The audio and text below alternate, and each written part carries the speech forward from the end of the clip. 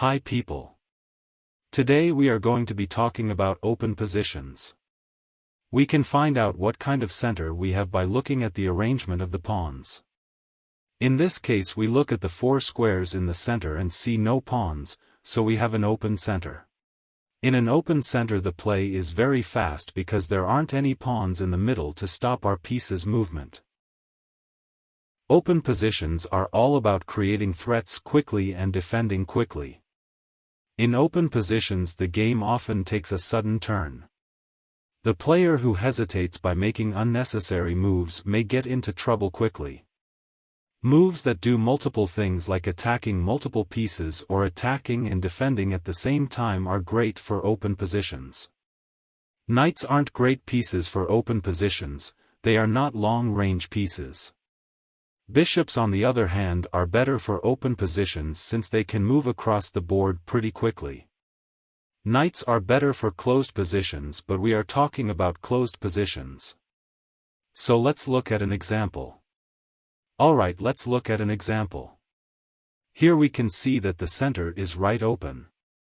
We can see that white is threatening to take a pawn and maybe go for a checkmate. Black defends this with a move that does multiple things. It defends the pawn and attacks the knight.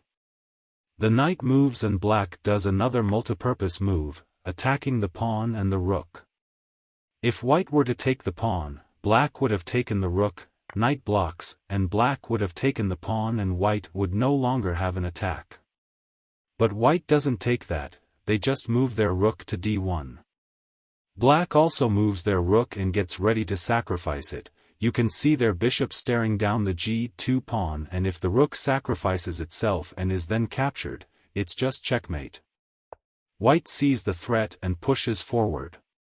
Taking the knight wouldn't be a good move because black opens up your king and gets checkmate with a couple moves regardless of what square they move to.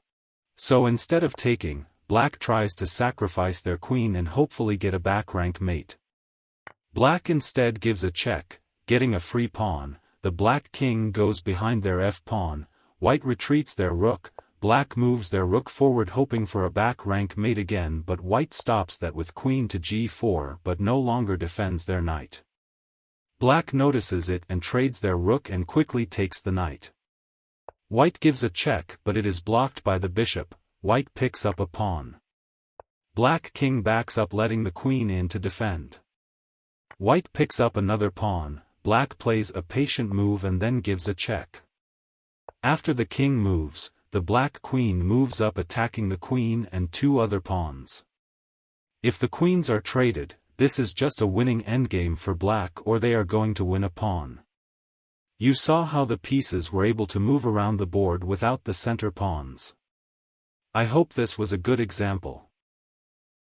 Anyways, that's all I got for you today. I hope this helped you in some way. Thanks for watching and bye people.